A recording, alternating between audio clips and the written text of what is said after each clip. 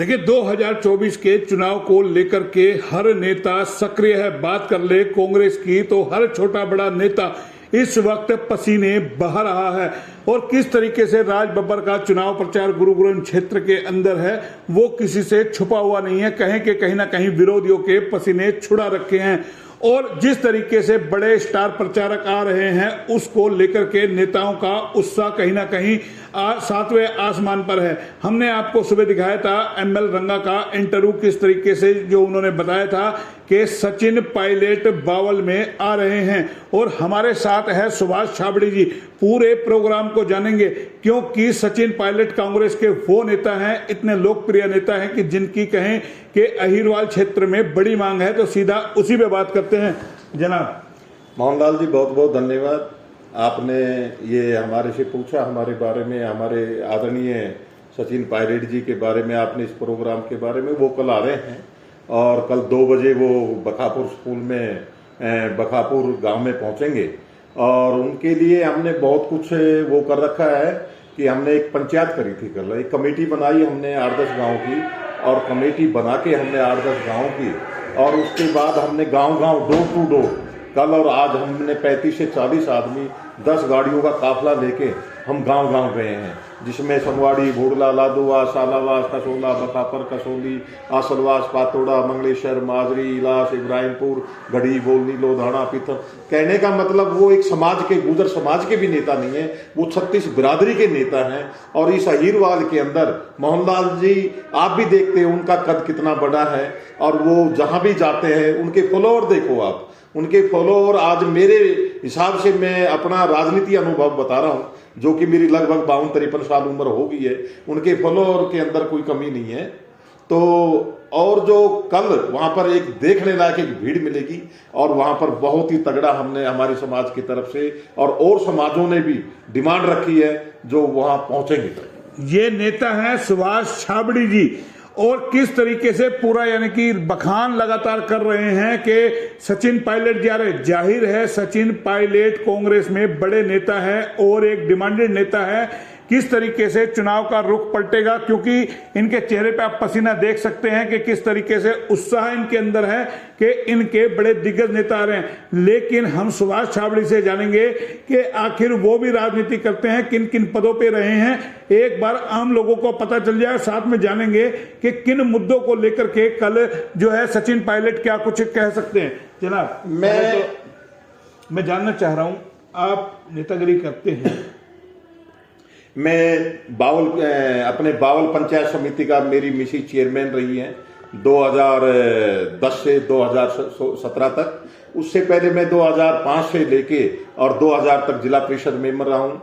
1997 में मेरा छोटा भाई अहिर कॉलेज का प्रेसिडेंट रहा है। मेरी सगी बड़ी मम्मी है, वो अपेक्स बैंक की बोलनी की चेयरमैन रही है और मेंबर रही है। और उसके बाद पंचायती राज में मैं एक पद पे नहीं पहुंच पाया हूं, जो कि जिला प्रमुख के पद पे, और सारे ही पंचायती राज पद मेरे परिवार में। आप भी तो और मैं गुर्जर समाज के अंदर मैं एक राष्ट्रीय महासचिव, गुर्जर महासभा का राष्ट्रीय महासचिव हूं और मैं अन्य अन्य पदों पे रहा हूं।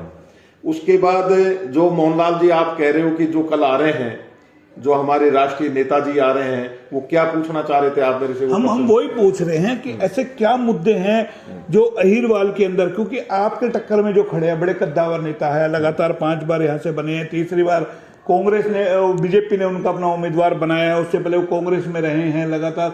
आपको नहीं लगता बड़ी चुनौती आप लोगों के सामने? आप उत्साह तो बहुत हो रहे हैं। नहीं, चुनौती थी और चुनौती मान रहे थे, लोग मान रहे थे भाई चुनौती है। देखो मैं आपको एक चीज बता दूं आपको मोहनलाल जी, एक चुनाव था, हमें आज से मैं आपको 20-22 साल पहले पीछे लेके जाता हूं कि 1999 में अटल बिहारी वाजपेयी जी की सरकार बनी थी। तो जिस टाइम में हमारे आज जो एमपी जो मंत्री हैं हमारे, उन्होंने उस टाइम वो वन मंत्री थे, उन्होंने एक एमपी का चुनाव लड़ा था। तो उसमें ये लोगों ने ये कहा था कि भाई ये सीट परोस के दे दी। तो उसके अंदर भी एक लहर थी और उस लहर के अंदर मैं आपको बताऊं भजनलाल जैसे भी उसके अंदर वो हो गए थे, हार गए थे और राव साहब 1,24,000 वोटों से हारे थे। तो अब लोगों ने देख भी लिया। इसका मेन मकसद ये है कि जो बीजेपी का जो मैन्युफैक्चर था, बीजेपी ने ये कहा था कि हम 2 करोड़ रोजगार देंगे, हम 15 लाख रुपए देंगे, हम डीजल और पेट्रोल को 35 और 40 में देंगे। वो तो 14 की बात थी ना। हाँ, 14 की। तो सवाल ये है ना कि क्या 10 साल की एंटी इनकम्बेंसी आपके काम आ रही है, या फिर इस बार राहुल गांधी ने जो आम जनता के बीच में जाकर के मैनिफेस्टो बनाया, या फिर मोदी जी ने जो मैनिफेस्टो के अंदर का मुस्लिम लीग की आ रही है, आपका मंगलसूत्र छीन लेंगे, आपका मकान छीन लेंगे, आपकी भैंस छीन लेंगे। उधर कांग्रेस लगातार कह रही है कि भाई ये 400 पार का नारा लगा रहे हैं, आपका संविधान बदल देंगे, आपका आरक्षण खत्म कर देंगे।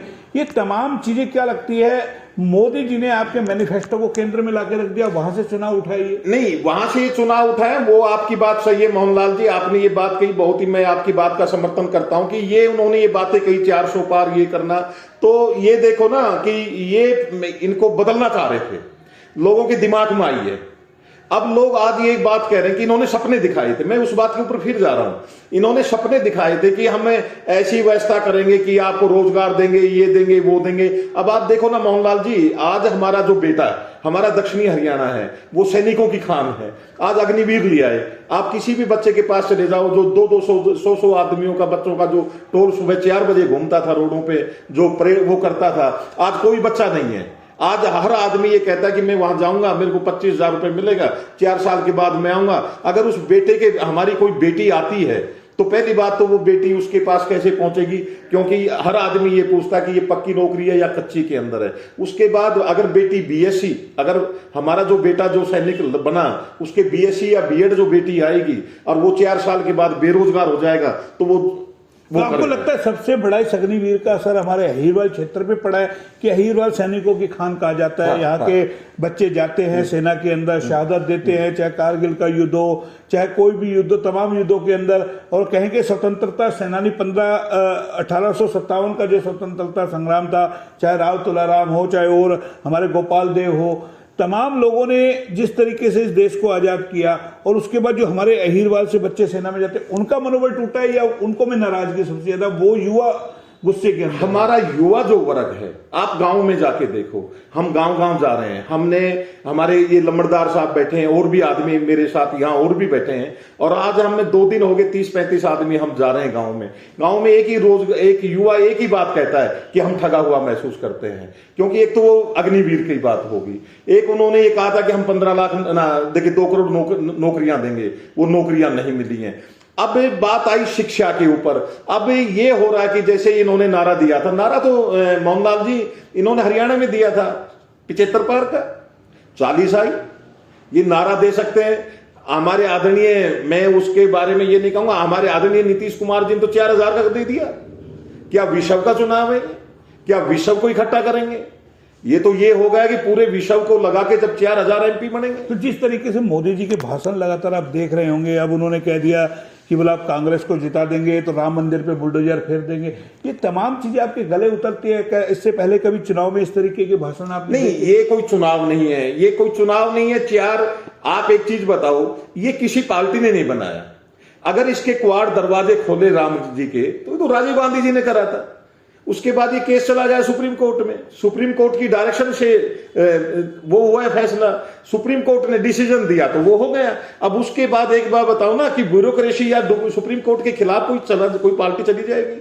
उसके बाद आ गई मंगलसूत्र की बात। मंगलसूत्र का हमारा हिंदू धर्म के अंदर, या हम मंगलसूत्र को, हमारी जो नारी प्रथा, जो हमारी बहन बेटियां हैं, वो मंगलसूत्र हम भगवान का रूप मानते हैं, हम उसका पूजन करते हैं। क्या राजनीति इतनी नीचे गिर गई, या राजनीति का इतना सतर नीचे गिर गया कि हम हमारी बहन बेटियों के मंगलसूत्र के बारे में भी हम वहां तक? तो क्या आपकी समाज है और समाज है, जैसे आप जा रहे हो, दलित महिला है, पिछड़ा वर्ग है, तमाम आपकी महिलाओं में गुस्सा ऐसे बयान को देते? हाँ, वो कह रही है, उन्होंने कहा कि पहले हमें ठगा, नोटबंदी करी जब हमें ठगा, और अब ये ऐसे बयान दे रहे हैं। मैं आप मोहनलाल तो लंबे समय से राजनीति में है, क्या 70 सालों में जो बार बार कहते हैं कि कांग्रेस ने 70 साल राज किया, हालांकि कांग्रेस ने तो 50 साल राज किया। क्या इससे पहले कभी इस तरीके की आपको पूजा करने के लिए रोका हो, या कभी मंगलसूत्र लिया, कभी ऐसा लगता है आपको? नहीं, ऐसा कुछ भी नहीं हुआ। तो ये क्या, क्यों इस तरीके का जो क्या परसेप्शन खड़ा किया जा रहा है? ये सब कुछ हमारा क्या है कि इन लोगों का क्या है कि पोलराइज करना, फाड़ करना, समाजों में हिंदू की, धर्म की, जात की, महिला की, गुजर की, अहीर की, इनका काम है किसी तरीके से चुनाव। अब मैं आपको या फिर हार का डर कहीं सता रहा है? हार का डर सता रहा है इनको। अब सचिन पायलट जी आ रहे हैं, हमारे नेता हैं, हमारी समाज के नेता हैं, और हमें गर्व है वो हमारे बीच में। नेता आप पर्सनल मत मानिए, नेता सब समाज के नहीं, सभी समाज के हैं, छत्तीस बिरादरी के, हम भी लाइक करते हैं उनको, और भी बहुत सारे लोग हैं जो उनको पसंद करते हैं। रंगा साहब ने तो इतनी बड़ी आज पहल कर दी, मैंने तो बड़ा तीखा उनका इंटरव्यू करा, वो कहते मैं तो दीवाना हूं उनका, बोला आना चाहिए ऐसे नेता, और ऐसे नेता जब आएंगे हमारे बीच में तो हमें बहुत कुछ सुनने को मिलेगा। आपको मैं बताऊं मोहनलाल जी, आपने जो प्रश्न किया मैं इसका आपका समर्थन करता हूं। मैं आपको कल बताऊं, आप कल वहां देखना, जैसे ये कह रहे हैं भाई गुजर नेता आ रहा है, सचिन पायलट गुजर नेता नहीं है। सचिन पायलट छत्तीसगढ़ हमने एक बार भी नहीं कहा, हम भी ये कह रहे हैं, आप नहीं कह रहे, जैसे कांग्रेस पार्टी के बड़े लीडर है, नहीं बीजेपी वाले चला रहे हैं, आप चलाइए बीजेपी वालों ने, कुछ बीजेपी वालों ने कहा है कि भाई सचिन पायलट जी गुजर नेता है। सचिन पायलट जी गुजर नेता नहीं है। सचिन पायलट जी के आज धुआंधार देखो, आप चाहिए हरियाणा में देखो, मध्य प्रदेश में देखो, दिल्ली में देखो, आप राजस्थान में देखो। तो क्या उनके पास गुजर नेता नहीं है? ये दर्द उनको सता रहा है? हाँ, उनको सता रहा है, उनके पास कोई भी गुजर नेता नहीं है, लेकिन उनके लेवल का है ही नहीं। उन्होंने तो फरीदाबाद से उतार रखा है। नहीं, फरीदाबाद से उतार रखे, वो वहां तक है। उनके पास राष्ट्रीय नेता कोई भी, सचिन जो पायलट है उनको अपोजिशन भी और पोजीशन भी, हर आदमी ये कहता है, कोई सी भी पार्टी हो, किसी भी पार्टी से, हर नेता ये कहता है जब उस मंच के ऊपर जाता है कि सचिन पायलट जैसा कोई नेता नहीं है। उनके फादर भी ऐसे ही थे, वो सबको साथ उनको लेकर के लोगों में दीवानगी है, युवाओं में दीवानगी है। क्यों इतनी दीवानगी उनको लेकर के? क्योंकि वो एक तो सरल दिमाग, सरल बातें के हैं, सभी को साथ लेकर चलते हैं। वो कभी जातिवाद की या वैसी वो कभी, आपने देखा होगा, मैं एक बात और भी गर्व के साथ कहना चाहता हूं कि कभी उन्होंने मन से कभी ओछी बातें नहीं निकाली। आपने देखा होगा कि पीछे कोई उनके साथ एपिसोड जो घटा, उन्होंने एक ही बात कहा था, लीली छतरी वाला सबका फैसला करेगा। तो वो भगवान में विश्वास करते हैं, वो सबको साथ लेकर चलते हैं, और वो सभी के तो अब हम आ जाते हैं हमारे यहाँ के चुनाव पर। आप गांव-गांव जा रहे हो, किस तरीके का रुझान आपको देखने को मिल रहा है? रुझान ऐसा क्या लगता है, कहीं ऐसा तो नहीं है कि फिल्म अभिनेता है, लोग सेल्फी खिंचाने के लिए आ रहे हैं और वोटों में कन्वर्ट ना हो पाए, ये तमाम चीजें, क्योंकि बरोबर में जो कद्दावर नेता है उनसे आप लोगों का टकराव है?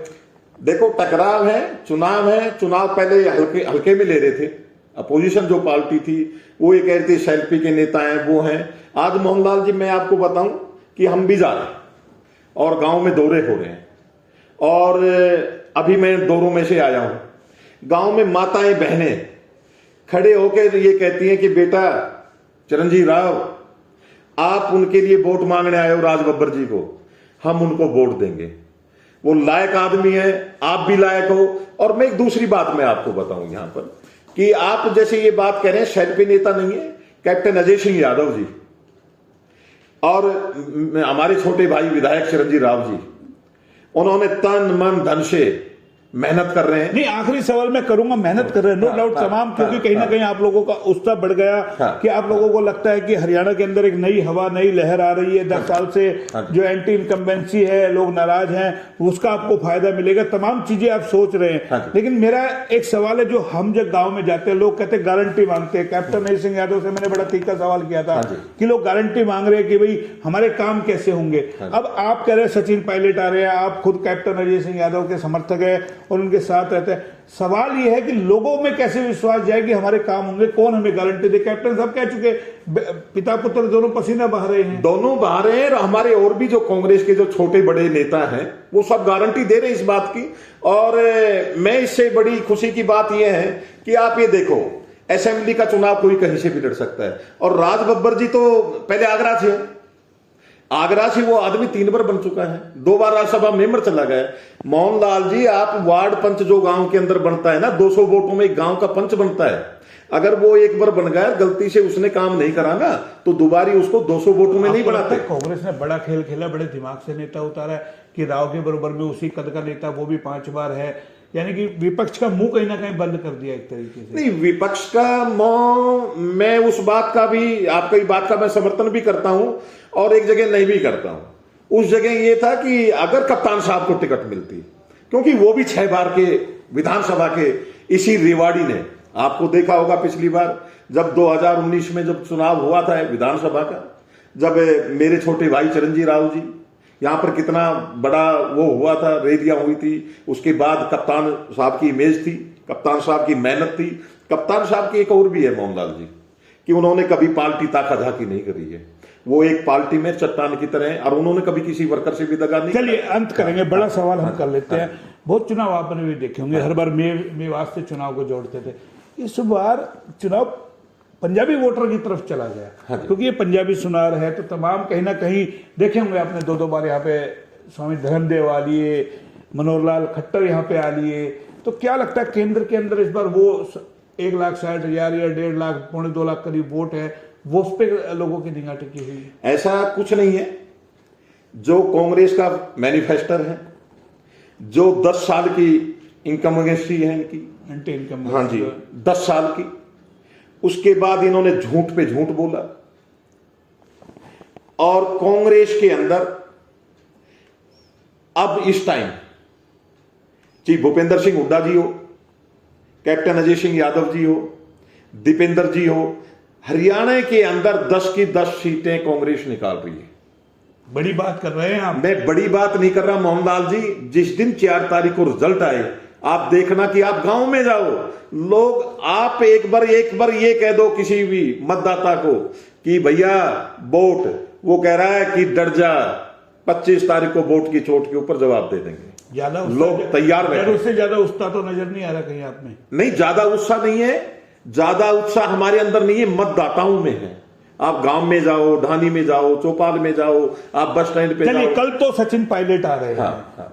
उसके बाद कोई और बड़े नेता का कोई प्रोग्राम आप लोगों का है? हाँ, अभी शायद हो सकता है 20-21 तारीख का कोई प्रोग्राम गुड़गांव में बन सकता है। राहुल गांधी, सोनिया गांधी, हाँ, किसी का भी अभी हमारी वो बातें चल रही हैं, उसके बारे में इतना मेरे को वो नहीं है। वो तो ये है सुभाष छाबड़ी जी जो बता रहे थे, कहीं ना कहीं बड़ी ऑक्सीजन इन तमाम कांग्रेसियों को मिल गई है। कहीं ना कहीं जिस तरीके का मैसेज चुनाव प्रचार हो रहा है, और गुरुग्राम लोकसभा सीट पे जो चुनाव प्रचार उठा है, और 2 दिन पहले जिस तरीके से राज बब्बर यहां पर आए, पूरा शहर कहीं ना कहीं उनके चुनाव प्रचार में, और जो तस्वीरें सामने निकल के आई थी उससे उत्साहित है। और कहीं ना कहीं 10 साल से जिस तरीके से सत्ता से बाहर है, तो कांग्रेस का हर एक कार्यकर्ता चाहता है कि इस बार जी जान से लगे और सत्ता परिवर्तन करे। लेकिन कितना सत्ता परिवर्तन कर पाएंगे वो बताएगा चुनाव परिणाम। फिलहाल हम ये कह सकते हैं कि इस बार अहीरवाल में कांग्रेस का हर बड़ा छोटा नेता, क्योंकि उनका रिपोर्ट कार्ड तैयार हो रहा है, तमाम कोई विधायक का दावेदार है, कोई चेयरमैनी का दावेदार है, तमाम लोग अपना अपना रिपोर्ट कार्ड बनाने में लगे हुए हैं।